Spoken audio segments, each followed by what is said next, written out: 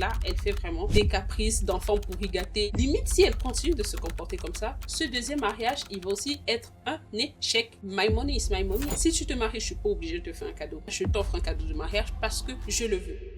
Suis-je la méchante pour avoir humilié ma belle-sœur après qu'elle s'attendait à ce que je paye l'addition pour elle et ses amis? Cette histoire, juste le titre, ça me donne déjà envie d'en savoir plus. Crousti crousti, spicy, j'ai trop hâte, surtout qu'elle a dit sa belle-sœur, donc là je pense que c'est un petit conflit familial qui va nous régaler. Suis-je la méchante pour avoir humilié ma belle-sœur après qu'elle s'attendait à ce que je paye l'addition pour elle et ses amis? Je suis une femme de 25 ans et je suis sortie dîner ce week-end pour l'enterrement de vie de jeune fille de ma belle-sœur, 28 ans. En plus, elle est plus âgée que toi, pourquoi je paierais sa facture? En grandissant, mes beaux-parents la couvaient et lui donnaient tout ce qu'elle voulait, tandis que mon mari héritait toujours du mauvais rôle. Elle était la fille populaire à l'école, pom-pom girl, avec plein d'amis, tous les garçons l'adoraient. C'est pas parce que tu es populaire, pom-pom girl et tous les garçons t'adorent que t'es forcément une bonne graine. Mon mari, lui, était plutôt nerd, se faisait souvent embêter, et même ses parents lui faisaient des remarques en disant qu'il devait être plus comme sa sœur. Pourquoi comparer les enfants entre eux? En plus, ses grands frères, petits frères, chacun a sa personnalité. Avançons jusqu'aujourd'hui. Mon mari et moi avons tous les deux étudié dans de très bonnes écoles, obtenu nos diplômes et avons actuellement des emplois très bien payés dans la tech. Je ne dis pas ça pour me vanter, c'est juste pour le contexte. En fait, je sais pas si vous avez remarqué, mais les gens qui sont souvent très populaires au lycée, qui sont aimés et connus par tout le monde, ce sont pas toujours eux qui finissent bien en fait. Mais c'est le petit mouton noir, tu vois, la personne qu'on était toujours en train d'harceler, la personne que parfois il avait même pas les bonnes notes à l'école. C'est toujours cette personne qui arrive à s'en sortir dans la vie parce que après avoir passé toute sa vie à ne plaire à personne, à être le souffre-douleur, bah tu as un mental d'acier pour affronter tout ce qui vient dans la vie. C'est pourquoi habituellement les personnes populaires là, parce que moi je vois souvent quand je rencontre des gens que je trouvais trop populaires au lycée, je n'ai rien à envier à leur vie d'adulte en fait.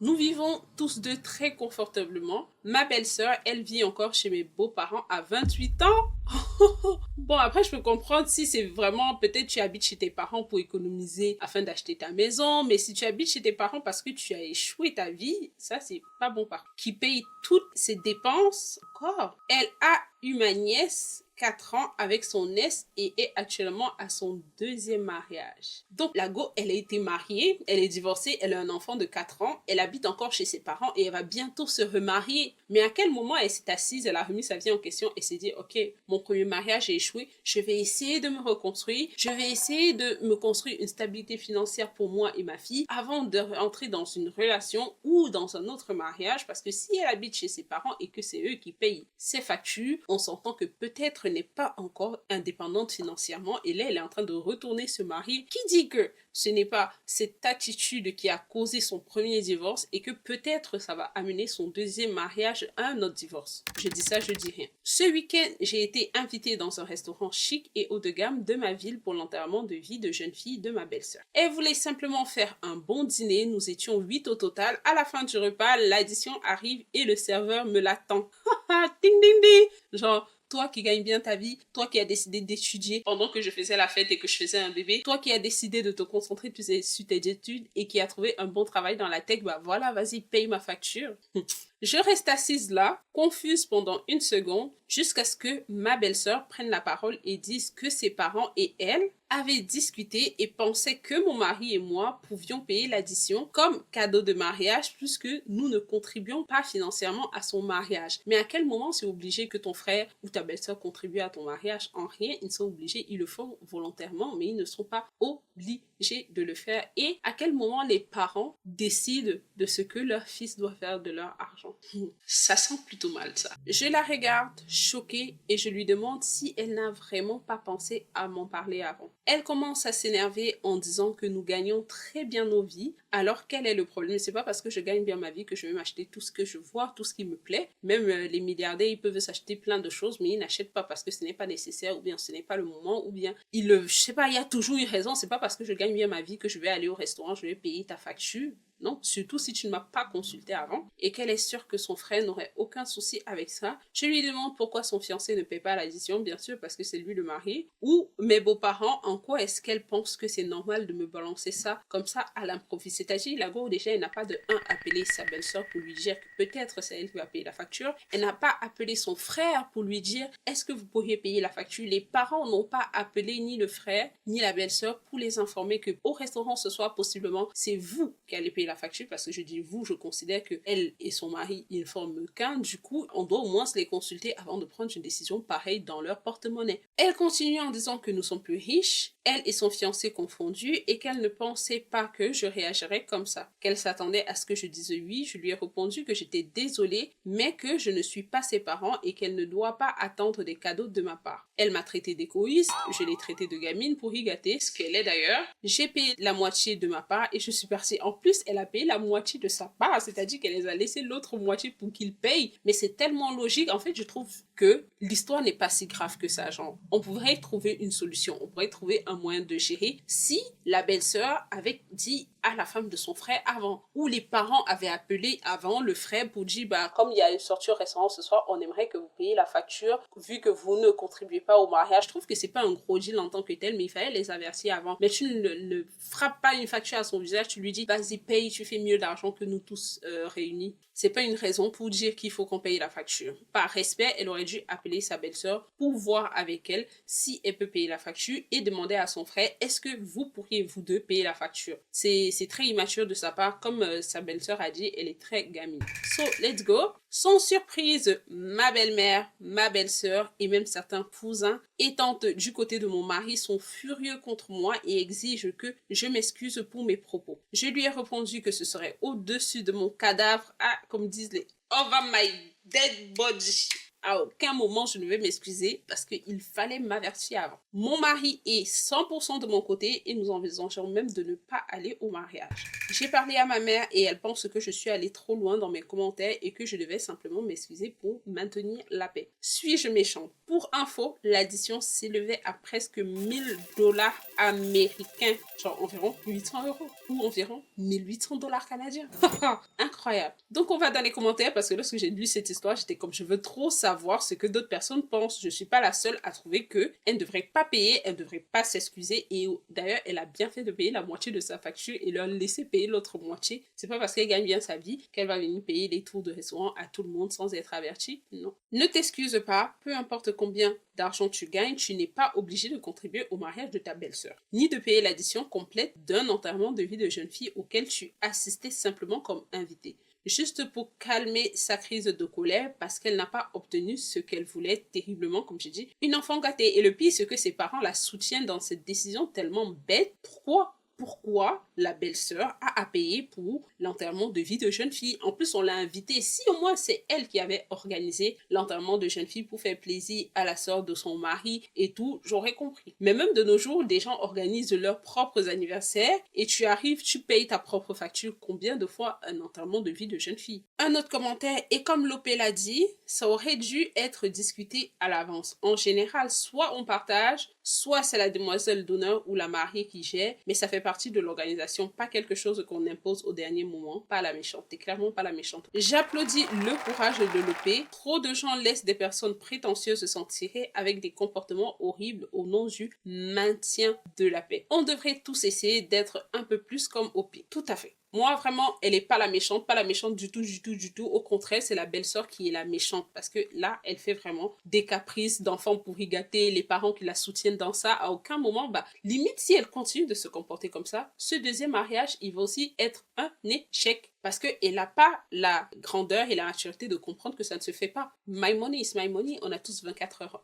dans une journée. Si j'utilise mon temps à bon escient pour aller travailler et gagner de l'argent, c'est pas pour autant que je vais t'acheter tout ce que tu veux, soit disant que c'est un cadeau de mariage. Si tu te maries, je suis pas obligée de te faire un cadeau de mariage. Je t'offre un cadeau de mariage parce que je le veux. Même dans les fratries, en fait. C'est pas parce que tu es ma sœur que si tu te maries, je vais t'offrir un cadeau. Déjà, pour assister à ton mariage, je me fais belle, j'achète une robe, je me dépile, déplace et tout. Déjà, ma présence en elle-même, c'est un cadeau. So, je vois pas pourquoi tu considères que, vu qu'on n'assiste pas aux dépenses du mariage, au moins on paye le restaurant. Et en plus, l'enterrement de vie de jeune fille, c'est souvent un truc que c'est les demoiselles d'honneur qui s'en occupent. La belle-sœur n'était pas la demoiselle d'honneur de la sœur de son mari. Donc, cette histoire, vraiment, dites-moi en commentaire ce que vous en pensez, mais je trouve que la belle-sœur, c'est une grosse capricieuse. Là, on passe à une deuxième histoire. Lorsque je suis tombée sur cette histoire, je me suis dit, oh, elle tombe trop bien parce que je trouvais que c'est quand même en accord et très semblable avec la première histoire que je vous ai racontée. Donc, allons-y. Suis-je la méchante pour avoir annoncé ma grossesse au mariage de ma sœur? Normalement, ça ne se fait pas d'annoncer sa grossesse au mariage de quelqu'un d'autre, que ce soit ta sœur, même si c'est ta jumelle, ça se fait pas. Mais lisons pour comprendre le contexte. J'ai 32 ans, ma sœur en a 28, en plus tu es l'aînée, ça se fait pas. Nous avons toujours été extrêmement proches. Preuve en est, elle a été la toute première personne à qui j'ai annoncé ma grossesse. Mis à part mon mari, bien sûr. Je lui ai dit environ une semaine après avoir obtenu un test de grossesse positif, soit environ 3 mois avant son mariage. Je lui ai expliqué que je comptais annoncer la nouvelle à nos parents ainsi qu'aux parents de mon mari autour de la 10e semaine de grossesse. Elle m'a alors demandé d'attendre jusqu'à son mariage en septembre. En ce moment-là, je serais enceinte d'environ 4 mois et je ne serais pas encore vraiment visible. Et elle trouvait que ce serait très spécial pour elle de faire une annonce lors de son mariage. Oh, c'est trop mignon. À propos d'un invité spécial, j'aurais dit ce que j'ai dit plus tôt. En fait, l'annonce veut être fait par la mariée, non par la sœur de la mariée. Donc, si elle annonce le mariage, c'est la mariée qui va le faire et non la personne qui est enceinte. Son premier neveu ou sa première nièce est le premier petit enfant de nos parents. J'ai accepté parce que ça semblait vraiment important pour elle. Et encore une fois, nous étions très proches et j'étais sincèrement heureuse de faire ça pour elle. Sauf que le premier trimestre a été horrible, j'imagine. La grossesse, c'est pas l'ami de quelqu'un, hein. La grossesse, vraiment, ta première grossesse peut être facile, la deuxième est pénible, la troisième est encore pire. La grossesse, c'est l'ami de quelqu'un, il n'y a pas quelqu'un qui est expérimenté en accouchement ou en grossesse, non. Nausées, fatigue extrême, j'aurais vraiment préféré pouvoir en parler avec ma mère. Le mariage arrive et à peu près à la moitié de la soirée, je lui demande quand l'annonce aura lieu. Elle me dit qu'elle a changé d'avis et que son mariage n'est finalement ni le bon moment ni le bon endroit pour annoncer ma grossesse. Je trouve que la mariée a raison, mais elle aurait pu quand même dire ça à sa sœur à l'avance, que finalement on va pas annoncer ta grossesse pendant la soirée de mariage, parce que vous imaginez que depuis le début de sa grossesse, Opie, l'autrice du poste, elle vit sa grossesse seule, juste avec son mari, c'est-à-dire qu'elle ne peut pas échanger de tous ces changements hormonaux avec sa mère qui est la personne qui a déjà été enceinte. La limite, moi je suis enceinte, je vous assure que je dis à ma mère avant de dire à mon mari, parce que je sais qu'elle est la personne la mieux placée pour me soutenir pendant cette période. Si j'ai des inquiétudes, c'est à elle que je vais me tourner et elle va me dire « Ah non, ne t'inquiète pas » et tout.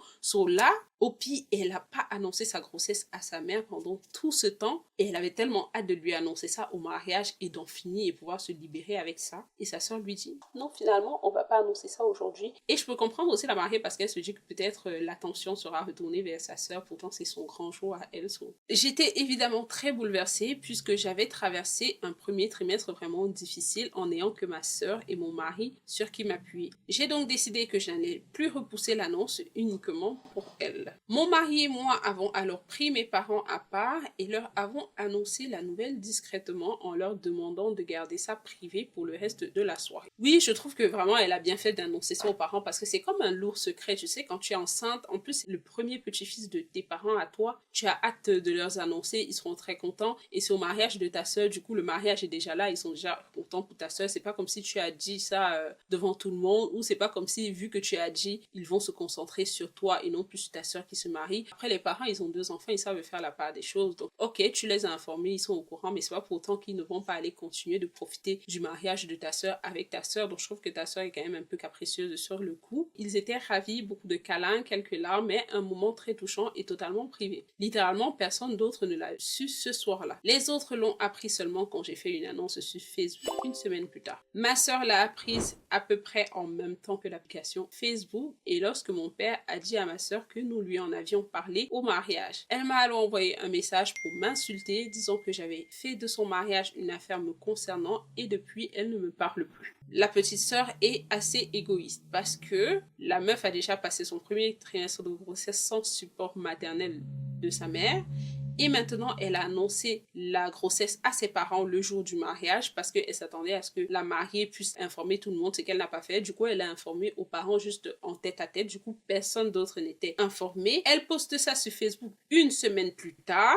Et la mariée, elle fait un tantrum. Je sais pas, j'ai pas envie de dire qu'elle est jalouse de sa sœur parce que c'est quand même une relation familiale, mais vraiment, je pourrais la traiter de jalouse par rapport à la grossesse de sa sœur. Je lui ai envoyé des messages et présenté, mais pourquoi tu t'excuses? Pourquoi tu t'excuses? C'est elle la fautive, probablement une douzaine de fois, mais elle refuse de me parler et refuse maintenant de venir voir son neveu. Qu'est-ce que l'enfant a à voir là-dedans? J'ai comme l'impression qu'on la supplie de venir voir son neveu. Peu importe ce qui s'est passé, tu étais parmi les premières personne à qui ta sœur a annoncé qu'elle était enceinte. Donc laisse tout ce qui s'est passé de côté. Tu es déjà mariée, ton mariage s'est bien passé, elle a rien gâché. Maintenant que le neveu naît, pourquoi tu viens plus voir ton neveu? C'est-à-dire que en plus, le mariage c'était lorsque ta sœur était à 4 mois de grossesse. Donc depuis les 4 mois de grossesse, elle a fini sa grossesse. Une grossesse, c'est 9 mois. Elle a fini, donc elle a fait les 5 derniers mois de grossesse. Elle a accouché. Tu en veux toujours à ta sœur, c'est-à-dire tu as vécu ta lune de miel, tu es retourné à ta vie normale jusqu'à ton mari et toi, vous avez déjà eu vos premiers problèmes de couple. Tu en veux encore à ta sœur d'avoir informé à tes parents qu'elle était enceinte le jour de ton mariage et en plus, elle l'a fait en privé, c'est-à-dire en deux places. C'est pas comme si elle a dit ça dans un micro devant tout le monde. Ok.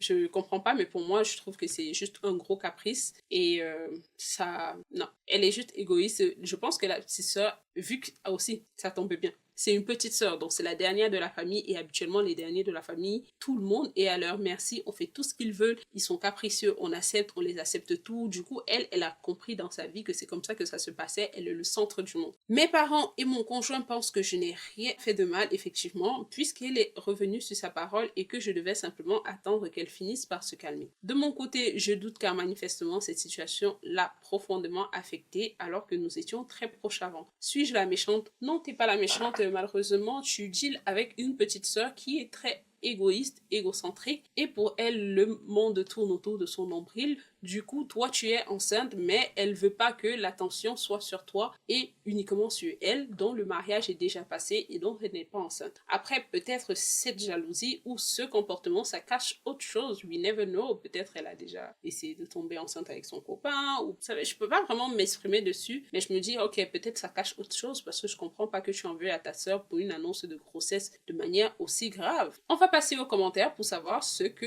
les gens en pensent. J'aime trop lire les commentaires parce que parfois dans les commentaires j'arrive à lire exactement ce que je pense, ou parfois j'ai pensé un truc mais je me suis dit oh ça peut être méchant de dire ça, et dans les commentaires j'arrive que quelqu'un a dit mot pour mot ce que je pensais mais que je me disais que ça pouvait être mine de sortir ça de ma bouche. So, pas la méchante, j'étais prête à dire que tu ne fais jamais une annonce comme ça à un mariage, c'est ce que j'ai dit au début, en pensant que tu avais pris le micro pour l'annoncer devant tout le monde, like « Je suis enceinte !» Drop the mic.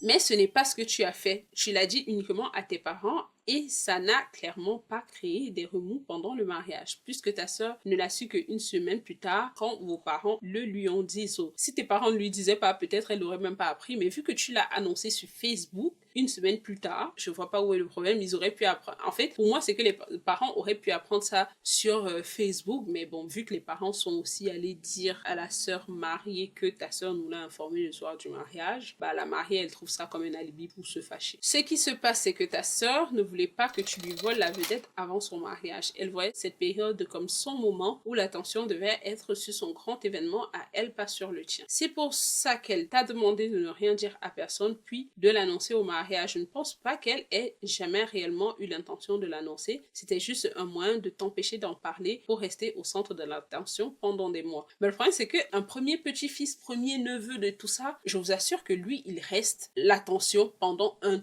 très long moment. Ce qui fait que, peu importe quand elle avait annoncé sa grossesse, que ce soit avant, après, pendant, cet enfant aurait eu toute l'attention du monde parce que c'est le premier neveu, premier petit-fils du côté de sa sœur et du côté du mari de sa sœur. Donc, peu importe quand elle allait annoncer cette grossesse, même si elle annonçait la grossesse quand elle était déjà sur la table d'accouchement, bah, cet enfant allait toujours lui voler la vedette. Pas la méchante, mais ta sœur qui dit « Mon mariage est ruiné » une semaine plus tard, vraiment la drama queen par excellence. Après avoir profité de ce qu'elle considérait considérer comme une journée parfaite, c'est vraiment étrange. Tout comme l'idée de vouloir empêcher sa sœur d'avoir la moindre attention pendant 4 mois entiers. Ça vraiment, ça pourrait être mine, hein. Ça vraiment, c'est méchant. Ta sœur doit arrêter d'être aussi dramatique et égoïste. Même chose que j'ai dit, c'est vraiment la drama queen par excellence. Parce que la femme enceinte, donc Hopi qui est enceinte, pendant 4 mois, elle n'a pas eu de support que celui de son mari, parce que vu que la sœur était en train d'organiser son mariage, j'imagine qu'elle n'a même pas donné l'heure à sa sœur qui est enceinte. So, pendant 4 mois, les premiers mois de ta première grossesse, tu n'as pas pu en parler avec ni ta mère, ni tes copines, parce que j'imagine que si les copines étaient au courant, c'est que la mère est au courant, ni ta belle-mère, parce que tu devais garder ça secret pour faire plaisir à ta sœur, et ta sœur qui voulait l'annoncer à son mariage. J'imagine aussi, même si c'était moi, j'allais pas annoncer parce que je me dis, oh, elle est tellement heureuse d'avoir un neveu qu'elle a envie de partager ça le jour de son mariage, qui est comme son plus beau jour, qui est considéré comme l'un des plus beaux jours de ta vie. Toi aussi, à un moment, tu te dis, ah non, je vais lui laisser cette grâce-là d'annoncer ça. Et surtout aussi, elle s'est dit, peut-être elle va annoncer ça elle-même pour partager tout le bonheur que nous sommes en train de vivre actuellement dans notre famille. Elle qui se marie, moi qui attends un bébé. Anyway, pas la méchante, dis-moi en commentaire ce que vous pensez. On se voit prochainement pour une nouvelle vidéo. Sur ce, je vous laisse plein de vidéos pour aller passer du temps sur la chaîne.